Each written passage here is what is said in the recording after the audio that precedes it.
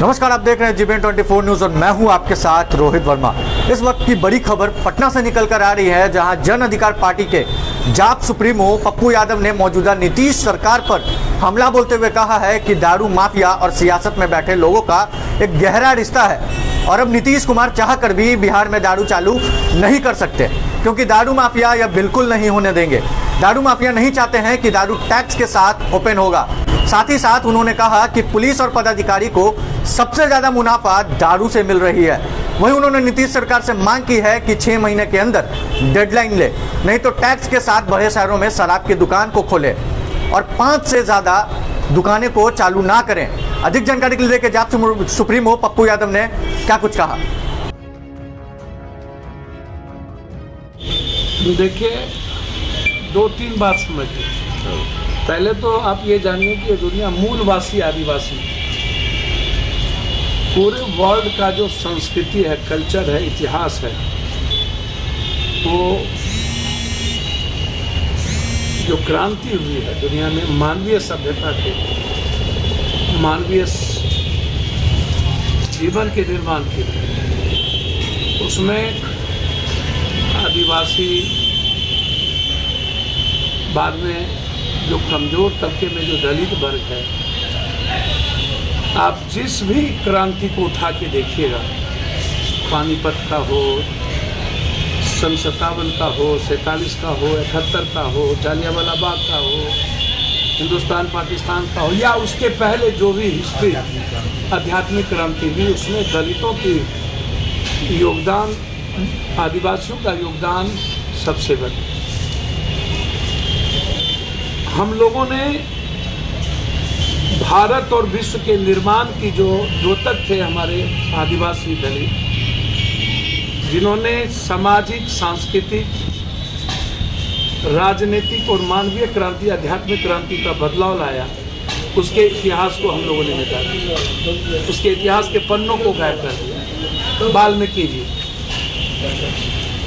संत रविदास जी, जो आडंबर, अंधविश्वास, कर्मकांड, ये नहीं कि दलित, समाज के हर गरीब कमजोर तबके को मुख्यधारा उनके जीवन को के निर्माण के लिए जिस तरीके से रविदास जी ने संघर्ष किया, जो जीवन की कथा है समाज के अंतिम व्यक्ति के लिए, जो उन्होंने मानवीय निर्माण, मानवता की रचना के लिए, मनुष्यत्व के लिए, धर्म सर्वधर्म संभव, वसुधैव कुटुंबकम के भाव के लिए, सार्वभौमिकता के लिए जो संत रविदास जी का समर्पण रहा है। गुरु संत रविदास ने हमें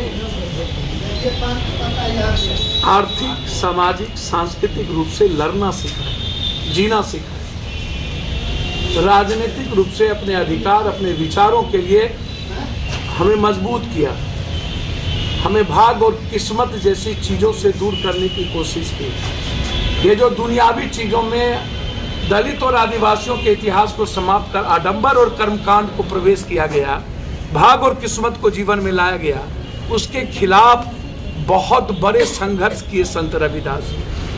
हमें कर्मयोगी बनाने का प्रयास किया संत रविदास। हमें अपने समाज के सांस्कृतिक जीवन जीने पर ताकत दी, और आज उनकी पुण्यतिथि, जयंती है,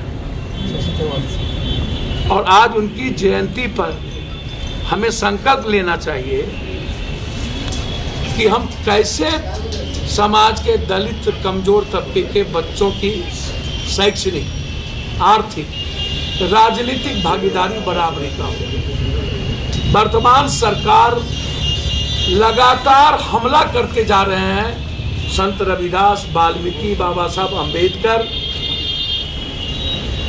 महात्मा फूले, पेरियार, हमारे विचारों पर। यह सरकार जो वर्तमान में है, हमारी शैक्षणिक जीवन को रोकने के लिए, आर्थिक स्रोत को रोकने के लिए हमला हो रहा है।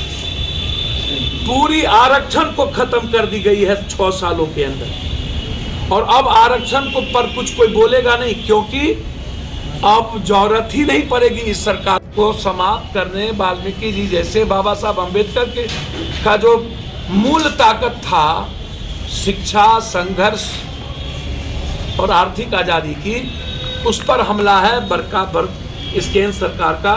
इसीलिए संकल्प लेने की जरूरत है। संत रविदास जी के नाम से एक बड़ी यूनिवर्सिटी, संत रवि जैसे माँ कस्तूरबा स्कूल कांग्रेस के रीजन में उस वक्त खुली थी, और भी कई विद्यालय समाज के कमजोर, समाज के दलितों के कमजोरों की बेटियों के एजुकेशन के लिए, उसको धीरे धीरे समाप्त करते हुए जा रही है यह सरकार। तो हमें संकल्प लेना पड़ेगा कि हर घरों तक, हर जगह तक हम संत रविदास के विचारों पर चले भी, और आडंबर और अंधविश्वास जैसी चीजों को समाप्त करें। पर क्यों है, क्या कारण है, क्या इन दारू माफियाओं से सत्ता और वोट के सियासत का गहरा रिश्ता है? विपक्ष को पार्टी चलाने के लिए गहरा रिश्ता है? और क्या अब नीतीश कुमार चाह के भी दारू ओपन कर सकते हैं? ये दारू माफिया नीतीश कुमार को अब दारू ओपन करने नहीं देगा। और मुझे लगता है कि यह सरकार की पूरी पॉलिसी दारू माफिया पर आधारित है। दारू माफिया नहीं चाहता है कि दारू अब ओपन हो, टैक्स के साथ ओपन हो, क्योंकि पूरा इनकम पुलिस को, नेता को, पदाधिकारी को सबसे ज्यादा सोर्स दारू से आ रहा है। इसलिए सरकार उधर देखने को तैयार नहीं है।